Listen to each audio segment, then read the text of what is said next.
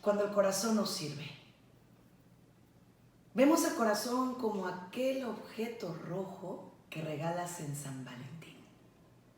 O lo escuchamos en las canciones en las que decimos, te doy mi corazón, es tuyo. Pero realmente, ¿qué es el corazón? Y en algún momento pudiera ser que el corazón no nos sirva.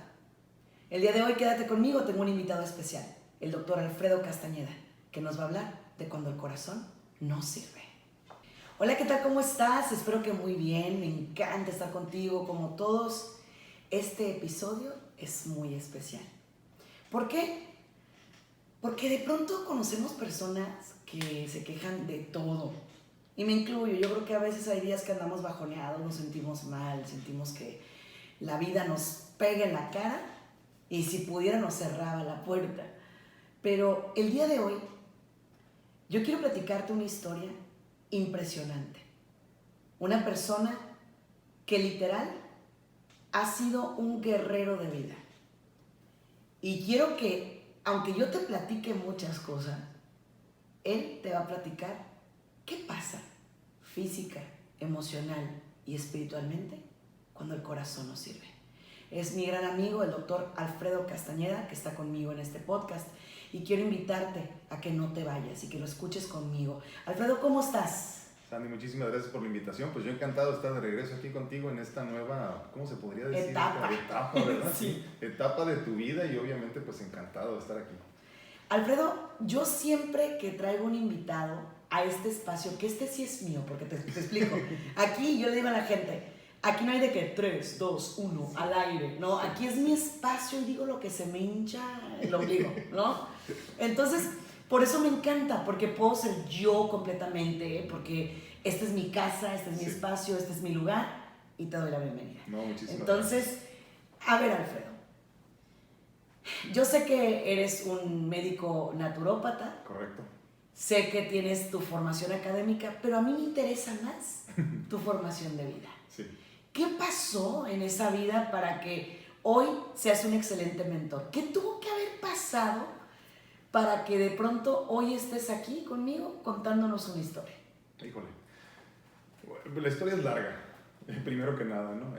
Yo nací en San Diego, California, en el 77, lo cual me hace ya tener 43 años de edad. 43 años muy bonitos, muy bien vividos, una vida, la verdad, que bendecida, muy contento de seguir con vida y muy agradecido, y la verdad es que ni siquiera sé qué he hecho para merecer todo lo que he vivido. De seguir con vida, dices. Sí. 43 años, Sí. Pues digo, Sí. ¿estás vivo? Sí. ¿Por qué de seguir con vida, Alfredo? Mira, primero que nada te quiero comentar que yo he fallecido 3 veces en mi vida y conozco pocas personas que han tenido la bendición de morir y regresar para contarlo. Son de esas cosas que guardo verdaderamente en mi corazón por las experiencias que he tenido, por lo que puedo recordar, pero sobre todo por lo que significa todo eso para mí. Yo nací con una enfermedad congénita del corazón, heredada por el lado de mi madre, que también perdí desafortunadamente a sus 28 años de edad. Wow. Y yo contaba con 4 nada más, ¿no? ¿Tú la perdiste por esa enfermedad? La misma enfermedad, exactamente, insuficiencia cardíaca congestiva, secundaria a una inflamación del corazón, imagínate, ¿no? Entonces el corazón se inflama o crece tanto que deja de funcionar, en vez de palpitar más bien vibra, ¿no? Y obviamente estamos hablando de hace ya muchísimos años, y los trasplantes de corazón no estaban tan avanzados como ahorita. Entonces desafortunadamente pues perdí a mi madre, y yo con 4 años, ella 28 nada más de edad. Quedaron también mis 2 hermanos, que son cuatitos, ellos quedaron de 9 meses de edad. Y entonces la perdimos para la misma enfermedad, que desafortunadamente ya se ha llevado a 17 miembros de mi familia. Soy la tercera persona que ha recibido un trasplante de corazón en mi familia, el segundo que ha sobrevivido. El primero recibió, pero no vivió más de 1 año, desafortunadamente. Ya hace muchos años también. En el 2005, yo, después de varios años de enfermedad, recibo mi primer trasplante de corazón en Los Ángeles. ¿Primer trasplante? Primer trasplante de corazón. O sea, ¿no es uno nada más? ¿Tienes? No. Gracias a Dios llevo 3 ya. 3 de diferentes órganos, aclaro. Ay, santo Dios. Sí, es muy interesante. Okay. Pero qué bueno que aquí sí tenemos tiempo para alargarnos con la historia. Sí. Entonces sí, en el 2005 recibo mi primer trasplante de corazón, después de ya varios años de enfermedad, de varios marcapasos, varias cirugías y un montón de cosas experiencias muy bonitas, eso sí. O sea, ¿me quieres decir que tú tenías 25, 27 años? Tenía yo 22 años cumplidos cuando me diagnosticaron y literalmente caí al hospital. Y digo literal porque caí, en verdad. Entonces llegué yo de sorpresa, un buen día nada más iba a una reunión de trabajo en San Diego. Ya tenía como una semana yo con una tosecita medio rara, ¿no? No me dejaba dormir, llegó al grado que ya no podía dormir, tenía como 3 días sin dormir y muy inflamado. Yo pensé que estaba como ganando peso, dije me estoy poniendo gordito porque no estoy haciendo suficiente ejercicio, lo que sea.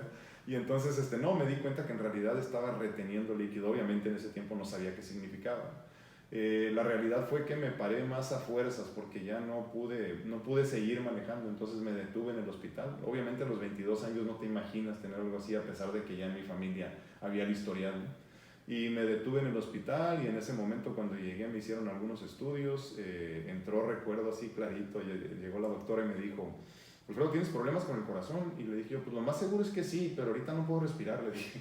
Entonces me dijo, no, te estoy diciendo, me dice que tienes problemas con el corazón. Y yo, bueno, sí, resuélveme de la garganta, déjame respirar y otro día regreso por eso, porque tengo una consulta, tengo una reunión ahorita. Bueno, el jovencito se quería ir. Sí, yo ya tenía prisa.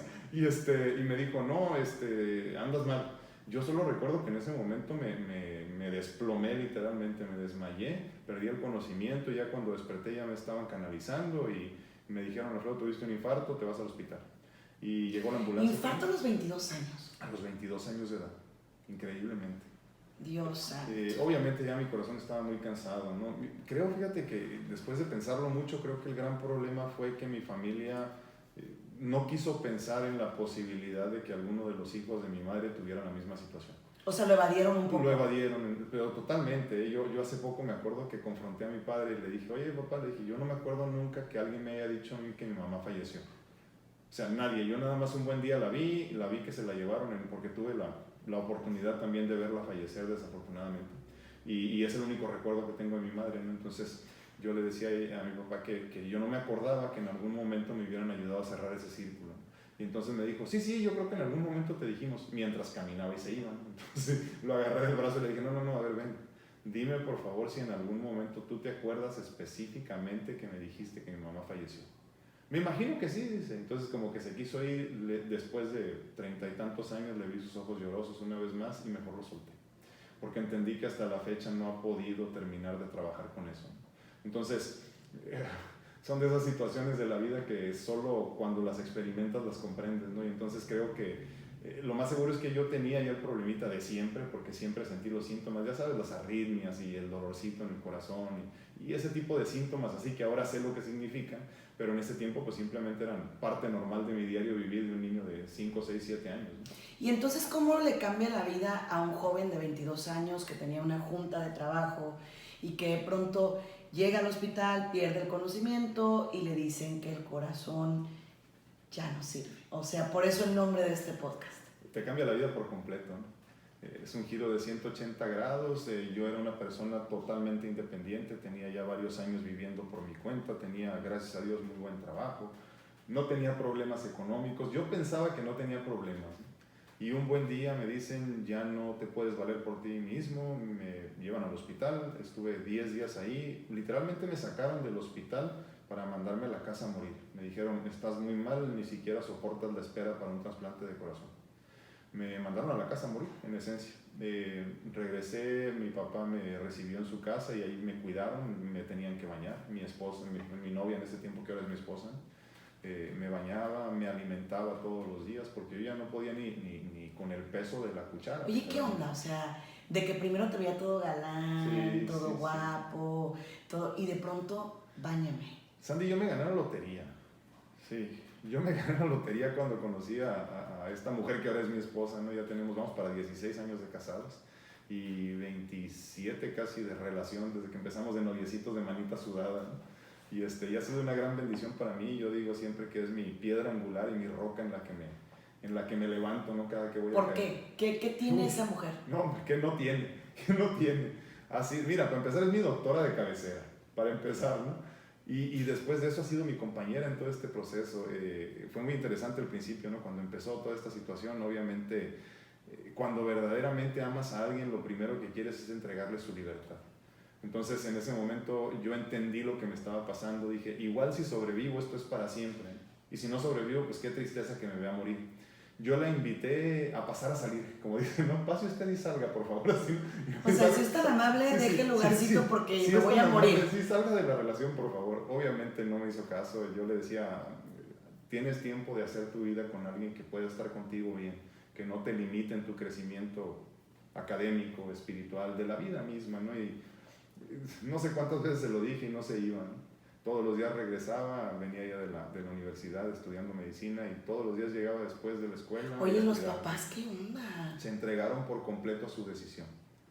Se sentaron con ella, incluso todavía, fíjate, me adelanto un poquito en la historia, ¿no? Pero hay una historia muy bonita donde ya... Yo quiero chisme, ¿eh? Yo quiero chal aquí en el podcast. Fíjate que estoy bendecido con mis suegros, verdaderamente. Personas con mucha conciencia y en una gran espiritualidad que me han ayudado a llegar a donde me encuentro en este momento. Mucho de mi crecimiento espiritual se lo debo a ellos. Espiritual que no religioso, como decíamos hace rato. Sí, sí, sí. Entonces, fíjate que hay una historia, te digo, que después con los años me platicó mi esposa. Yo pedí su mano, algo que no le gustó a mi suegro, a los 18 años le di su primer anillo de promesa. Le di el anillo de promesa, obviamente no le gustó a mi suegro para nada, ¿verdad? Pero como llegué con el trío y con todo, pues ya no pudo decir que no porque era una fiesta de cumpleaños de ella. Ni tiempo le di de que pensara. Pero igual nuestro plan era casarnos como en 4 años después, ya que ella terminara de estudiar su especialidad y todo, ¿no? Y me comenta ella, obviamente adelantamos la boda porque ya me quedaba muy poco, me decían a mí, esto fue después, ahorita si quieres te platico bien de eso, ¿no? Pero hay esta historia que me dice ella que 2 o 3 días antes de la boda, su papá se la llevó a desayunar. Y le dijo, hija, yo no quiero que te sientas presionada a casarte con Alfredo. Si no quieres casarte con él y no te has atrevido a decirle por su situación, yo te ayudo. Yo solo quiero Hoy que me puse digas, chinita. sí, de veras, ¿eh? Y obviamente yo lo entiendo, yo al contrario, muchas personas entiendo que podrían guardar rencor, ¿no? Pero yo entiendo perfectamente porque obviamente gracias a Dios, gracias a la divinidad, ahora soy padre de una hija también, y entiendo la protección que uno tiene que llevar a cabo en esos casos, ¿no? Y entonces la confrontó y ella le dijo muy segura, no, yo es que en verdad lo amo y el tiempo que le quede a él quiero estar con él. Y entonces le dijo mi suegro, pues si es así yo te apoyo. Entonces pues ¿qué más, no? ¿Qué más puedo pedirle a la vida? Y entonces pues ella, te digo... Y aparte hermosa, ¿eh? Déjenla presumo, bueno, aparte, historia, aparte. Claro que sí. Como Mónica, preciosa, sí. Sí. Y no, te digo, definitivamente ella me ha levantado muchas veces literalmente de los brazos de la muerte, ¿no? Entonces, pues teníamos una relación nosotros ya de varios años cuando a mí me diagnostican y caigo literalmente y se quedó, definitivamente no la merezco, no la merezco, pero aquí está. Yo le di, te digo, varias oportunidades para que se fuera y le agradezco muchísimo que haya decidido quedarse. ¿Cuándo llega el trasplante? ¿Cómo llega? Bueno, después de varios años de espera, ojalá haya tiempo suficiente porque hay muchas etapas de esto que me encantaría contarte que no hemos tenido oportunidad de contar en otras ocasiones, ¿no? Mira, cuando yo me voy a la casa de mi papá, ya que me dicen, pues no hay nada que hacer por ti, vete a tu casa. Yo llegué muy mal, como te digo, ¿no? O sea, a grado tal que ni siquiera podía yo limpiarme solo, o sea, no podía valerme por mí mismo. Y mi papá es muy creyente, es muy religioso, católico somos nosotros. Y me decía mi papá, en la iglesia del Carmen, para los que conocen la ciudad de Tijuana, hay un grupo de oración que está trabajando muy fuerte y en nombre de Dios están sanando a muchas personas. Te confieso, Sandy, que yo era un renegón de Dios. Yo no creía mucho en esas cosas. Y para serte sincero, después de como 20 veces que me dijo, dije, ya para que se calle este señor voy a ir. Y llegamos. Llegué yo, ¿tú te acuerdas cómo está ahí en subidita? Sí, sí, sí. Bueno, me pusieron en la pura entrada y obviamente hay que subir una banquetita alta, ¿no? Me subieron literalmente cargándome entre mi ahora esposa y mi papá, mientras mi mamá iba a estacionar el carro, ¿no? Y me quedé y me bajaron, ya me pusieron ahí en una banquita ahí enfrente y hicieron lo que tenían que hacer ahí, ya te imaginarás, ¿no? Fue un momento muy bonito y terminando de ahí yo me levanté de la silla, no sé cómo, me sentía muy bien y salí caminando solo. Y como que me volteaban a ver así como que viene caminando solo y no se ha dado cuenta. Y en verdad no me había dado cuenta yo. Y entonces salimos ya a la calle y me dice mi papá, espérame, vamos a traer el carro. Y yo le dije, no, yo subo. El carro estaba hasta donde era la empedrada, ¿te acuerdas? Estamos hablando del 2002 o 2001. Estaba la empedradita para arriba y le dije, no, yo subo. Obviamente se me quedaron viendo como que está loco, ¿no? Y yo no me di cuenta. Y me fui como hasta la mitad de la subida, cuando entrando no podía dar más de 10 pasos. O sea, fue una sanación increíble. Te comento nada más. Cuando estaba en la oración fuerte, ya así me tenían sentado en medio y yo sentí que alguien me tocó la cabeza. Empecé a oler como rosas, un olor muy fuerte a rosas. Y ese calor que sentí cuando me tocaron la cabeza bajó hasta los pies, volvió a subir y se sentó en el corazón, así en el área del corazón, y sentí muy caliente, caliente, caliente, y empecé a llorar, pero fuerte, no podía parar de llorar. Nos fuimos a la casa y todo pasó, y estábamos sentados cenando y estábamos platicando de la experiencia. Obviamente era mi primera experiencia con un grupo de oración así, y ya después de eso, gracias a Dios, tuve muchas, ¿no? Y le dije a mi papá, ¿sabes qué, papá? Le digo, yo el momento culmen de la experiencia fue cuando me tocaron la cabeza. Que no sé quién fue, pero en ese momento yo sentí sanación, le dije. Y se sueltan llorando, tanto mi esposa, mi mamá, mi papá, y me dicen, es que nadie te tocó. No había nadie cerca de ti. Yo tenía los ojos cerrados, no pude ver. Lo dejo al criterio de cada quien. Ay, Dios santo. Ok. Hermoso. Pero muy bueno, bonito. entonces, una sanación automática, inmediata, así nada más. Volví a caminar. Obviamente mis órganos se seguían mal. Me pusieron mi primer marcapasos. Logré llegar al primer marcapasos porque ni siquiera eso era una posibilidad. Después con el tiempo me cambiaron otra vez. En el 2005, ya muy mal, un mes después de haberme casado, tuvimos que adelantar la boda porque pues, la lógica de nosotros fue pues, el tiempo que nos quede, vivirlo juntos, ¿no? Y nosotros pensamos que cuando mucho nos quedaba un año. Ya no sé si mi esposa se arrepentirá de la decisión ahorita, ¿verdad? Porque ¿Qué dice? Me dijeron que un año, sí, ya llevo oye, 16. espérame, me están fallando, ¿no? Y entonces nos casamos y no pudimos ni siquiera tener una luna de miel, ahora sí que como Dios manda. Y al mes siguiente me hospitalizaron. Me hospitalizaron en San Diego, ya muy mal yo.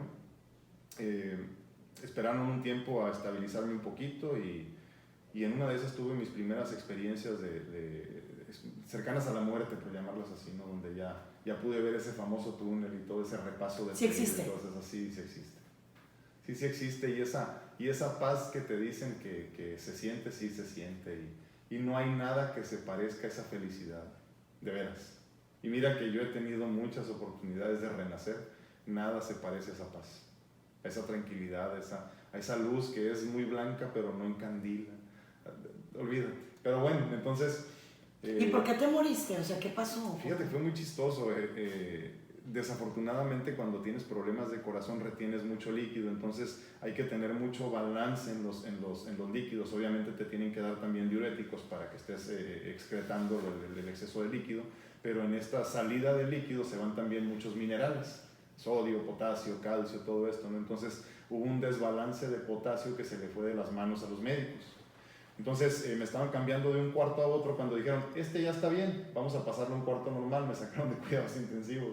Voy llegando al cuarto en esa ocasión y me dijeron, te vamos a pasar a la otra cama. Y dije, no, yo me siento bien, lo hago yo. Me dijeron, no te muevas, estamos bien. Entonces te pasan así como en una sábana, ¿no? Entre todas las enfermeras y enfermeros, y me pasan a la otra cama. Pero creo que con el movimiento me excedí, como que fue demasiado para mi corazoncito, ¿no? Obviamente yo en ese momento ya no me paraba ni al baño, me bañaban en la cama y todo, ¿no? con esponjas. Y nada más recuerdo como que sentí como que me dormí y me fui. Desperté cuando me despertó el desfibrilador, trancazo que me dio y pum, ya desperté nada más así, ¿no? O sea que te resucitaron y todo. Sí, me tuvieron que resucitar, una experiencia muy bonita. Contrario a lo que se podría pensar, ¿verdad? Porque no, es que yo me imagino aquello y, o sea, qué horror, ¿no? Sí, y fíjate, fue muy chistoso porque mi hermano se esperó, uno de mis hermanos se quedó esa noche conmigo y me dijo, me voy a quedar contigo hasta que te cambien de cuarto para saber cuál es el cuarto y decirle a todos dónde estás y dejarte bien, y ya me volvió a trabajar.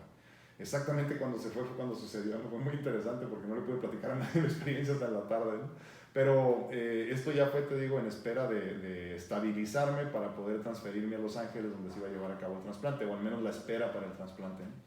En ese tiempo estabas tú solo en los hospitales, no tenías a nadie. Bueno, sí, gracias a Dios yo he tenido la bendición de que siempre mi familia está conmigo. Tengo un grupo grandísimo de personas que amo y que me aman y que siempre han sido también mi soporte en todo esto y no falta quien se quede a dormir conmigo, aunque ya en esta última experiencia decidí estar la mayor parte del tiempo solo, porque quise experimentarlo como un retiro espiritual.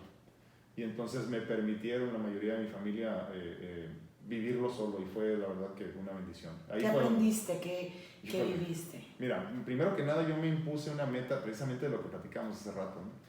Yo dentro de las cosas que le pedí a mi Dios era que me bendijera con la posibilidad de quitarme todo lo que no necesitaba. Todo ya. Personas, sentimientos, rencores, actitudes equivocadas. Sanarme por completo, pero yo no hablaba físicamente porque ya a estas alturas de mi vida me importa poco la salud física. Me importa la espiritual y tener una comunicación continua y constante con el Ser Supremo. Eso es lo que me importa ahorita. Entonces, yo entendía que si yo quería crecer, tenía que quitar de mi camino y de mi vida todo lo que no era necesario. Y es increíble, porque cuando te abandonas en fe, Dios te quita todo lo que no necesitas, todo lo que te estorba, lo que no parecía que te estorbaba incluso. Y ahí se fueron muchas personas, muchos familiares, y sobre todo, ¿sabes qué? Muchos rencores. Y experimenté el desapego verdaderamente. O sea, el desapego total incluso de mi cuerpo físico y de mi hija, ¿no? Donde deja de importarte ya si vives o mueres. Donde solo vives por la experiencia, por el momento y en el presente. Obviamente fueron más de 3 meses de estar encerrado ahí, pero déjame regresar un poquito al 2005, ¿no? Entonces había la posibilidad de mandarme en helicóptero, pero dije, no, estás tan mal que te vamos a exponer con la altura, ¿no? Entonces me mandaron en ambulancia y fue muy chistoso porque me decían, te vamos a llevar en ambulancia, ¿te sientes bien? Si en algún momento te sientes mal, nos tienes que decir porque nos vamos a regresar. Y yo dije, ni mangos, dije, nos regresamos y no me trasplantan. Yo me voy. Pues mira, Sandy, me aventé 3 horas y media, pues ya te imaginas, de San Diego a Los Ángeles y más o menos en hora pico, pues en aquel tiempo eran 3 horas y media, ahorita son 6, ¿no? Pero 3 horas y media por ahí en el 2005. Y todo el camino me fui bromeando y platicando con los muchachos. Todo el camino sin parar para que ellos se dieran cuenta que no me sentía mal. Me iba muriendo. Yo verdaderamente pensé que me iba a morir en el camino, pero dije, no me quedo. No me quedo. Tú querías tu corazón nuevo. Yo dije, voy a vivir, voy a sobrevivir y de esto depende. Ahorita ya y mañana vemos. Llegando al hospital, ya cuando me bajaron por emergencias, allá cuando llegamos al hospital en Los Ángeles, en la Universidad de California en Los Ángeles, les dije a los muchachos, antes de que se vayan les quiero decir algo. Les dije, todo el camino me sentí de la fregada, les dije, y sentí que me iba a morir. Obviamente pelaron los ojos, ¿no? Les dije, pero ya ahorita que llegamos les puedo decir la verdad. Les dije, gracias de veras por hacer esto por mí. Y fue increíble, ¿no? Porque obviamente se sintieron muy mal, pero yo les dije, no, gracias. Gracias, porque gracias a que, no sé si los convencí o no, ¿verdad? Pero el punto es que llegamos. Esperé ahí un poco, no esperé mucho, gracias a Dios, y fíjate, fue muy chistoso también porque, digo chistoso ahorita, ¿no? Lo cuento como chistoso ya ahorita, pero fue muy interesante porque en el proceso de la espera tenían que darme medicamentos para hacer funcionar el corazón a fuerzas, literalmente.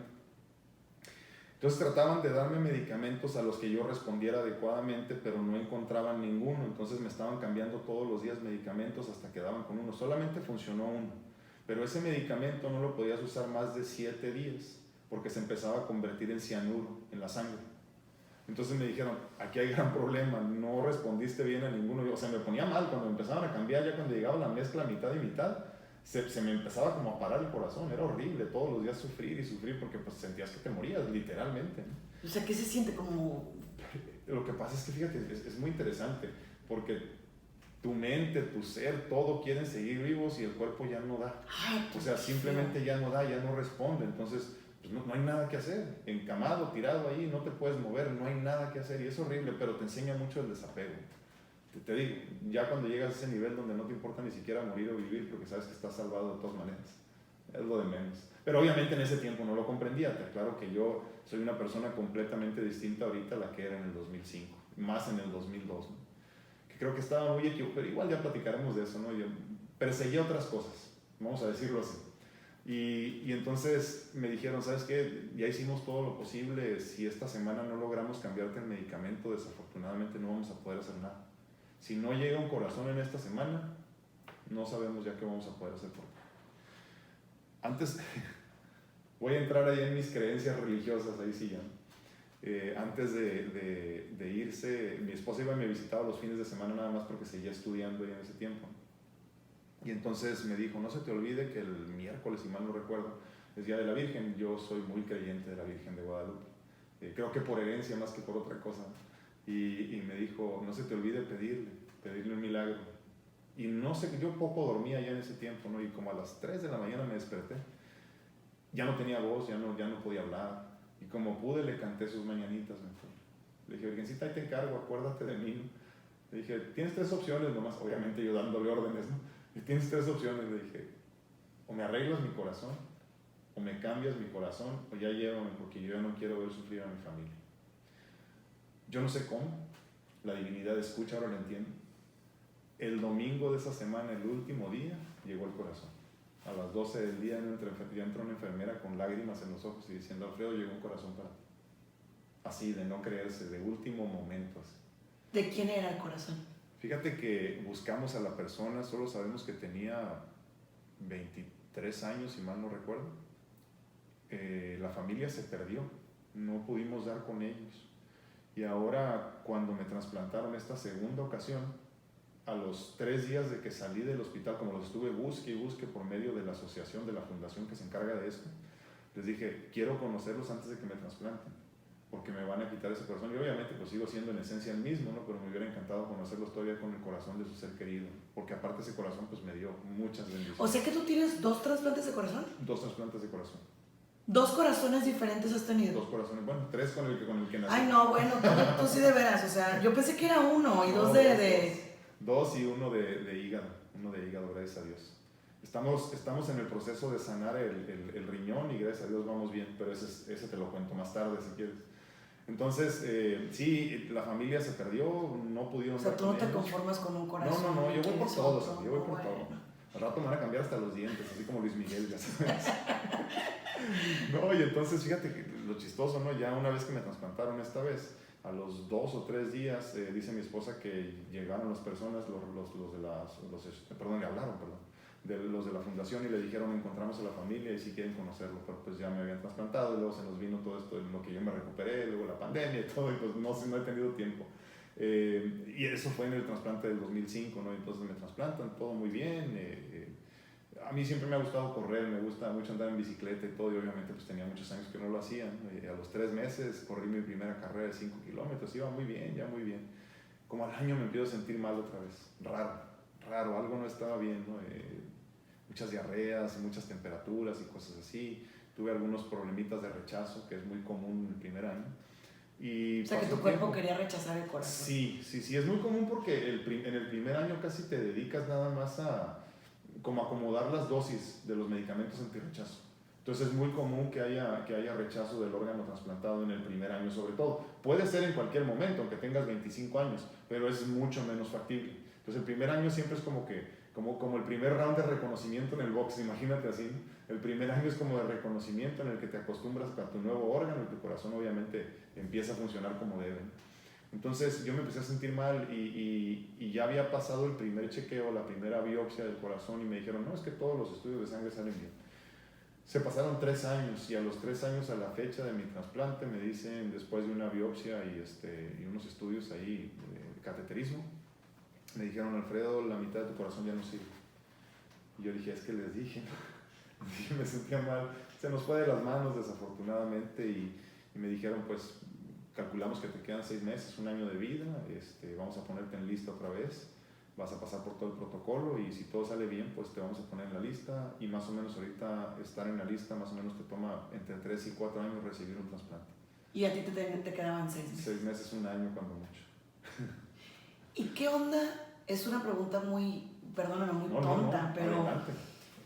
Cuando te dicen te quedan 6 meses de vida.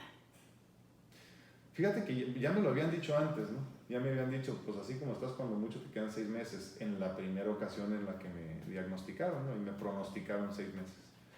Ya en la segunda creo que fue un poco más sencillo para mí, mucho más sencillo. Lo difícil fue que ese día, fíjate que me acompañaron a Los Ángeles mi papá y mis hermanos. Entonces ellos escucharon la noticia cuando me la dieron, ya te imaginarás que se les cayó la cara y yo les dije, no pasa nada. Pues yo estaba en la cama todavía porque cuando te hacen los cateterismos entran por aquí por la ingle, entonces te tienen que dejar acostado un rato ahí. En aquel tiempo eran como 7 horas con pues una que tú me bolsa de torturas, tú lo cuentas como Sí. si nada y yo estoy así de, ok. Es que ya, la verdad que ya es pecata minuta, te digo.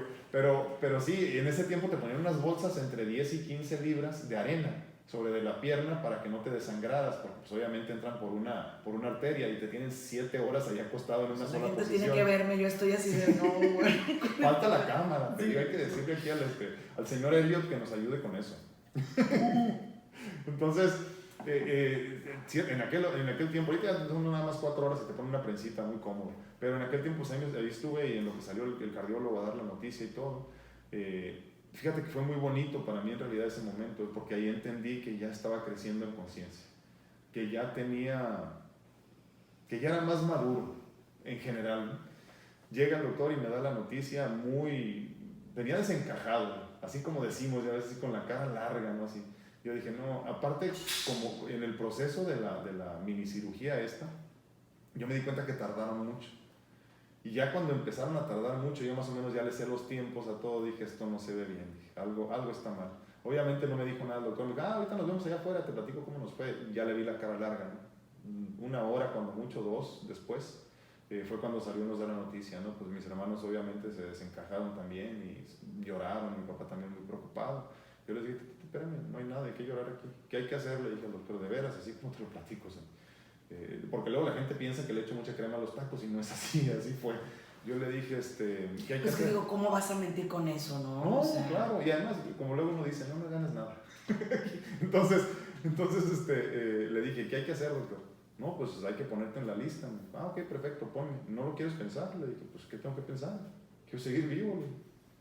Y además, y se lo dije a él en ese momento, Sandy, yo ya sabía lo que venía, ya sabía lo que dolía, ya sabía todo. Ya había pasado una vez antes por eso y dije, no hay ningún problema, lo que venga y siempre y cuando Dios me bendiga con 1 minuto más de vida, eso es más que suficiente para mí. Quiero desmitificar una pregunta, ¿el corazón duele? Fíjate que hace muchos años un cardiólogo me decía que no. Con el tiempo luego dijeron que sí, porque sí tiene terminaciones nerviosas y sí puede doler. Yo creo que sí duele. Okay. Yo creo que sí. Y luego está el síndrome del corazón roto y a veces todo eso. Sí, exacto, por eso me pregunto. Sí. Entonces, yo digo que sí, aunque todavía me topo con cardiólogos a veces que dicen que no. Okay. Ahora, aquí hay un punto muy interesante. Acuérdate, así como cuando cambias un motor viejo a uno más nuevo, uno más viejo, siempre te sobran partes, ¿no? Entonces, en mi corazón obviamente no se vuelven a conectar todas las terminaciones nerviosas. Entonces, por ejemplo, uno muy importante es el nervio vago, ya no se vuelve a conectar. Ese es el que controla, por ejemplo, el hambre, qué tanto palpita el mismo corazón. Es como, imagínate. ¿Y con el hambre qué? O sea, ¿te da más, menos? Mucha hambre. ¿Mucha? O sea, tú no sientes saciedad. No hay tal cosa. Ay, me muero. No. Yo puedo seguir comiendo así todo el tiempo, entonces tengo que controlarme mucho. Eso por lo que decía hace rato, precisamente, no puedo descuidarme mucho en cuanto al peso, ¿no? Entonces es bien interesante. Dicho de sea de paso, le estaba dando carrilla antes del podcast, ¿no? Sí. Entonces es bien interesante porque obviamente, como te imaginarás, es mucho de fuerza de voluntad todo esto, ¿no? Mucho de estado de ánimo, mucho de echarle ganas, como dice la gente, ¿no? Oye, pero en el Inter tú eres papá, o sea, en el Inter de todo esto, sí. mi querida, otro milagro, ¿eh? Mi querida bebé, tu nena, ¿cómo se llama? Mónica, como su mami, sí, Mónica. Claro. Para que sea fácil, así. Sí. Mi novia se llama Mónica, mi esposa se llama Mónica y mi hija se llama Mónica. Así no te equivoques. Sí, todas tus tres mujeres grandes en la vida. Sí. Entonces, cuando llega Mónica a tu vida, ¿no te dio más miedo de morirte? Fíjate que no, bueno, mira, me ponen en la lista y todo esto, me dijeron más o menos 3 años, como te digo. Esto fue en el 2008. Bueno, yo seguía en la lista y obviamente iba empeorando poco a poco, ¿no? Mi hija nace en el 2011. En el 2010, a finales del 2010, como por ahí de noviembre, diciembre, íbamos llegando nosotros como a las 12 de la noche al departamento donde vivíamos. Y obviamente llegábamos con taquitos de Tijuana, ya te imaginarás, ¿no? Entonces para cenar, porque habíamos trabajado todo el día. Y ya nos estábamos medio acomodando para cenar así muy tarde ya. Y suena mi teléfono a las 12 de la noche. Obviamente, pues nadie llama a las 12 de la noche. Y era una alada de Los Ángeles. Y me dicen, Alfredo Castañeda, sí, a tus órdenes. ¿Qué pasó? ¿Estás en lista de espera para recibir un trasplante de corazón? Y yo, sí. Nada más para informarte que tenemos un corazón para ti. Y yo dije, ok. Yo en ese tiempo ya empezaba ¿Y tu nena ya estaba ahí? No, ella nace en el 2011, Okay. Esto fue en el 2010, pero yo ya empezaba a experimentar con las células madres, ya empezaba a experimentar con un montón de cosas y yo me empezaba a sentir un poco mejor. Te aclaro, no bien, ¿verdad? Porque no puedo decir, ya, sanación total, no, pero me sentía mejor. Entonces, sí iba empeorando, pero era mucho más lento, ralentizas el proceso de cómo se va dañando, sí, exactamente, el corazón en específico, ¿no? Entonces, íbamos llegando, me agarran de sorpresa y yo le dije, a ver, ¿cómo? Sí, dices que te apuntaste en la lista de espera también para corazones de alto riesgo. Y yo les dije, sí, te aclaro, Sandy, lo que es alto riesgo. Son órganos, que vienen de personas que han sido, por ejemplo, que han vivido un estilo de vida homosexual, que han utilizado drogas intravenosas o que han estado en la cárcel. Entonces con eso obviamente eres persona de alto riesgo porque puedes tener, no sé, VIH, todo eso, lo que te imagines, ¿no? Entonces, obviamente me hicieron firmar eso en el momento cuando yo estaba muy mal, pero yo ya no me sentía tan mal por todo lo que estaba haciendo. En ese tiempo fue cuando ya me convertí en un biohacker verdaderamente, ¿no? Donde ya empezaba yo a investigar con mi propio cuerpo sin miedo, ¿no? Inyectarme de todo para ver cómo, dije, pues lo peor que puede pasar es que me muera, de todas maneras me estoy muriendo, ¿no? Entonces por eso empecé a experimentar con todo eso y me sentía mucho mejor. Entonces le dije, oye, si no, para esto mi esposa ya estaba haciendo maleta, ¿eh? Mientras yo hablaba, cuando se enteró de todo esto, ya estaba echando calzones y lo que te imaginas en la bolsa, sí. desesperada. No sé, que se arrepientan. No, ajá, exactamente, porque obviamente te dan nada más 3 o 4 horas, algo así, para llegar, y entonces si no llegas, al que sigue, porque siempre hay una persona después de ti esperando, ¿no? Entonces yo le dije, oye, perdón, si te digo que no, hay otra persona después de mí. O sea, tú te ibas a dar el lujo de rechazar. No, me di el lujo de rechazar. No inventes, Alfredo, no. Sí, porque te voy a decir algo, mi fe es muy fuerte, Sam. O sea, que rechazaste. Obviamente mi esposa me quería matar. No, yo ahorita te quiero cuando me quería matar, le dije yo, dame un segundo, le dije al muchacho, dame 10 minutos y háblame y te voy a dar la respuesta. Para pelear a gusto con Para pelear con mi vieja, ¿verdad? Pues sí, ahorita nos agarramos de las greñas. Haz de cuenta como los luchadores de sumo, haciendo del calzón nos agarramos los dos. Total que me dice mi esposa, pero ¿cómo es posible? ¿Cómo que dijiste que no? Le dije, es que no es el momento. Yo estaba muy en paz verdaderamente. Me dijo, es que ¿cómo? Que tenemos tantos años esperando y que te vas a morir y ya sabes, ¿no? Y le dije, no va a pasar nada. Le dije, estoy bien, no va a pasar nada. Le dije, vienen cosas buenas. Me hablaron, obviamente mi esposa fue a acostar, ni siquiera cenó, no me quiso ni hablar ya, y me hablan los 10 minutos, le dije, nada más, una vez más, hay una persona que pueda recibir el corazón, porque si no hay una persona después de mí que sea compatible y todo, me voy en este momento, le dije, pero hay alguien más, no quiero que se desperdicie el corazón. Me dijo, sí, hay alguien más, no hay problema, pasa lo que sigue. Muchísimas gracias. 2 meses después, te aclaro, esto fue como en finales de noviembre. En diciembre vamos al Día de la Virgen una vez más, a llevarle sus flores como cada año lo hago yo, agradecerle y todo esto, ¿no? Las bendiciones recibidas. Y yo no sé de dónde se me sale la idea de decir, Virgencita, si en algún momento tú crees que mi vida ya está estable económicamente, físicamente, espiritualmente y todo, ¿me podrías bendecir con un hijo, por favor? Si tú crees que es momento para eso. Yo te aclaro, Sandy, a mí me habían dicho que yo no podía tener hijos, ¿eh? No, pues sí. Por los medicamentos de tantos años y todo esto. Mi esposa, obviamente, tomaba su pastillita, por si acaso, por si aquello, ya sabes. Ella no quería... No, lo que pasa es que yo no quería, al principio. O sea, tú no querías dejarla con el paquete. Mi teoría era que era mucho más fácil para ella rehacer su vida con otra persona sin hijos. Entonces yo no quería dejarla cargando eso. Pero ella sí quería ser mamá. No se hablaba del tema, y te voy a decir por qué. Porque a principios del año anterior ella padeció de cáncer cervical y nos dijeron que iba a ser muy difícil que tuviera un hijo también. Entonces cuando yo estaba haciendo este pedimento hacia al infinito, al universo, yo no sé qué estaba pensando, no sé de dónde salió eso, te juro que no sé de dónde salió, nada más lo dije. 2 meses después me da la noticia mi esposa que ya tenía un mes de embarazo. ¿Y? Pues se logró. Pero que, o sea... Es que no sé, contigo. ¿Te das cuenta que los tiempos de Dios son perfectos? ¿Y cuánto tenía Moniquita cuando te trasplantaron? Pues esto fue hace año 4 meses, tenía 7, iba a cumplir 8. O sea que 6 meses de vida ¿Se convirtieron en cuántos años? Se convirtieron en casi 11. A ver, señores. Ustedes no van a creer que esto sea cierto, pero se los prometo que lo es. Y por eso los voy a dejar hasta aquí. ¡Ay, qué feo! Los tengo que dejar hasta aquí porque esta va a ser una serie de 4 podcasts. 4 episodios. En el próximo vamos a hacer todo lo posible porque te acompañe tu esposa. Sí, claro que sí. En las buenas y en las malas se va a llamar.